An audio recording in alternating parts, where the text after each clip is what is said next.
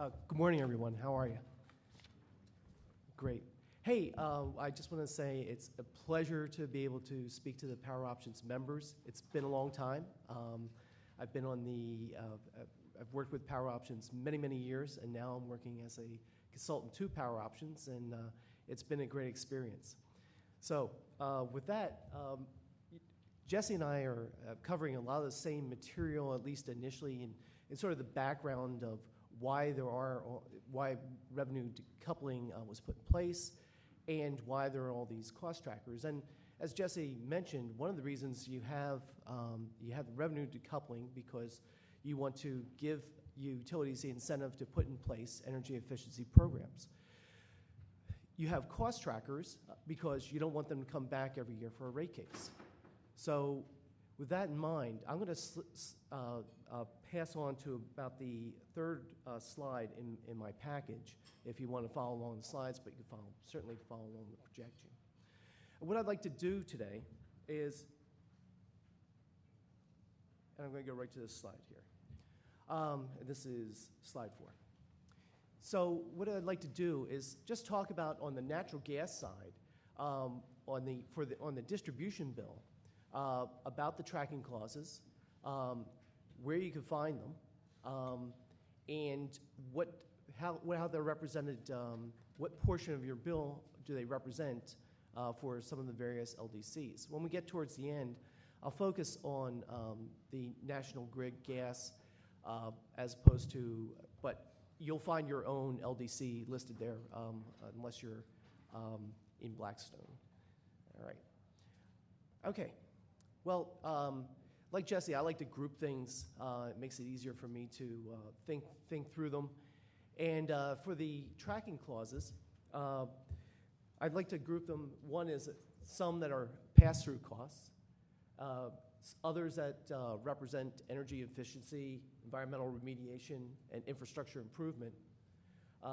Next that are operational charges or credits, and then there's revenue decoupling. Unlike the power side, where you can actually find what the current charges for the clause very easily on the website under the summary of rates, and it tells you the date that the most recent change. For the natural gas side, it differs by utility to utility. Some are pretty clear about what these individual components are, and some the only way to find it is to go to the individual filings. And like Jesse said, there's a lot of these filings out there.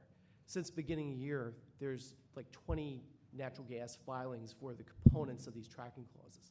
It's just incredible. So when we talk about pass-through costs, there's a lot of things that are shared between on the power side and the natural gas side. And the first of those is this residential assistant adjustment clause. And if you look at the acronym that I've put there, those I'm going to use on the graphic. So when you look at your graphic for your LDC, you can attach this definition to the acronym that's shown at the bottom of the graphic. So, and this is just the mechanism for recovering the discounts that are given to low-income customers. And this is an annual reconciliation. Pension adjustment, Jesse covered that one. And again, these are filed annually. And then the Attorney General consultant expenses. And I got to tell you, the Attorney General's got to be pretty busy. If there's 20 of these filings, there's 20 motions to intervene by the Attorney General. They're present at all these.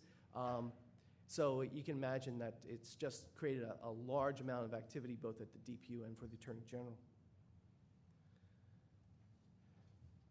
The next group are under energy efficiency, environmental remediation, and infrastructure improvement. And again, we talked a little bit about these. The energy efficiency charge is really to recover the cost of the programs that the utilities have put in place over the past year. And these are filed biannually, so there's a filing in the fall and a filing in the spring. Energy efficiency programs for natural gas utilities are typically incentives for energy efficient boilers, heaters, water heaters, and cooking equipment on the commercial scale.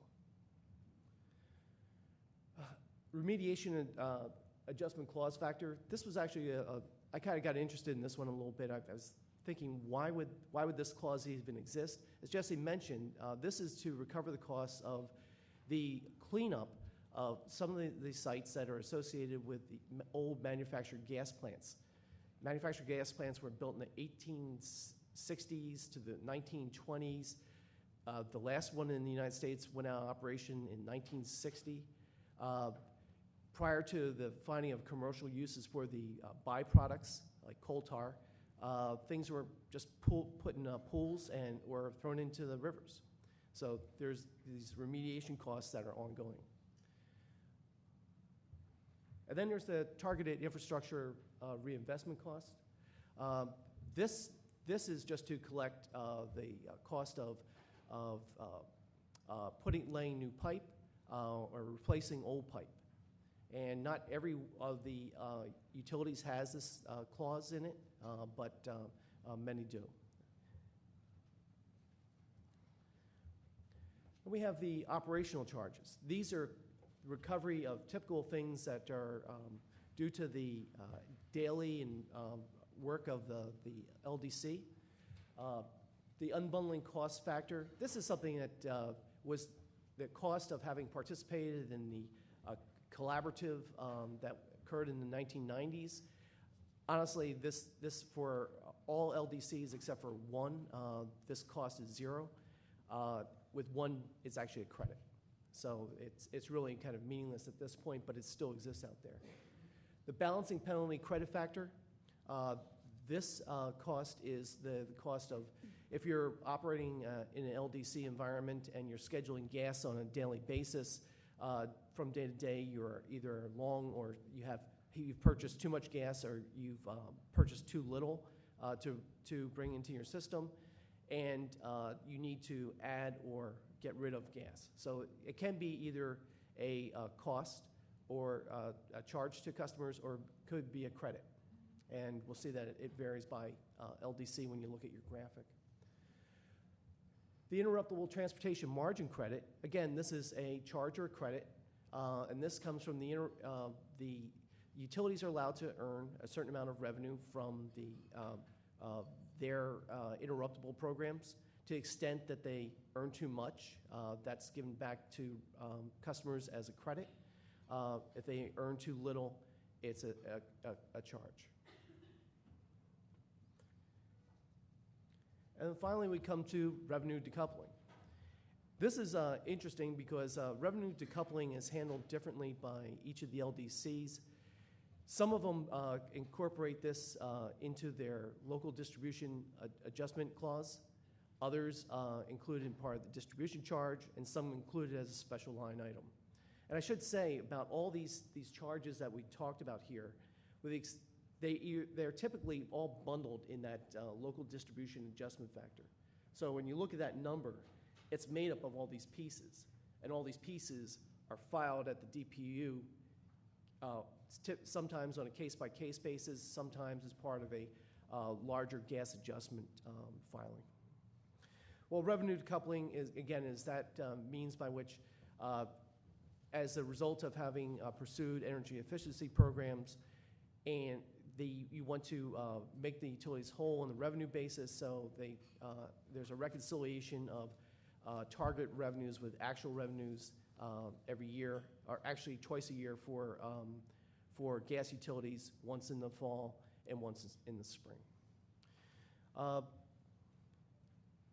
So just to note, again, the charges are typically summed under the local distribution adjustment factor, that's pretty clear on the bill. The components are not. The revenue decoupling charge is a separate charge on your bill. Only Columbia Gas currently sees this charge as a separate item.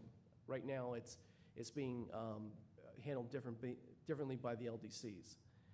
And the figures that I'm going to show on the graphic, those are for the upcoming May through October 31st period.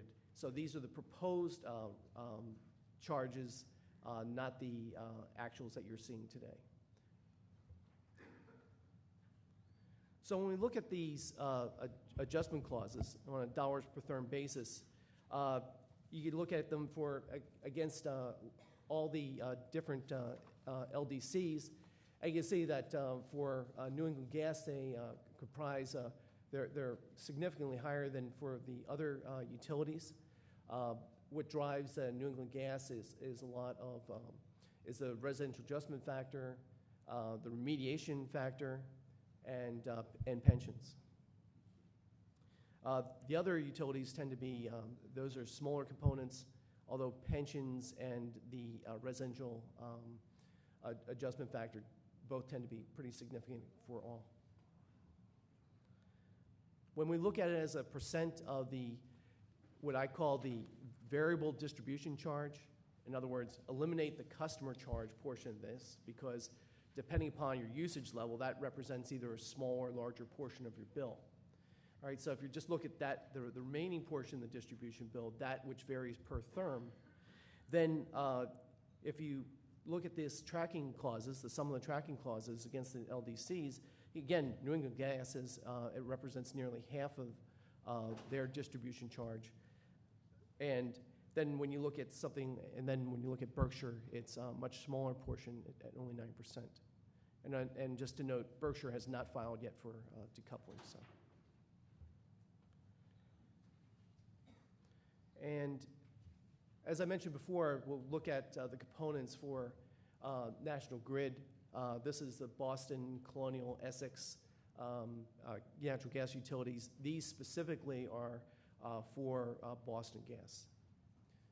So you see that for National Grid, what makes up the largest component of their charge is the energy efficiency piece. And then the second largest is the pension. And then going down, like I mentioned before, pensions and the residential adjustment factor are always significant on any of the utility bills. So with that, I'm going to pass this back to Cindy to wrap, and then we'll take questions. Okay? Thank you. Thanks, Derek.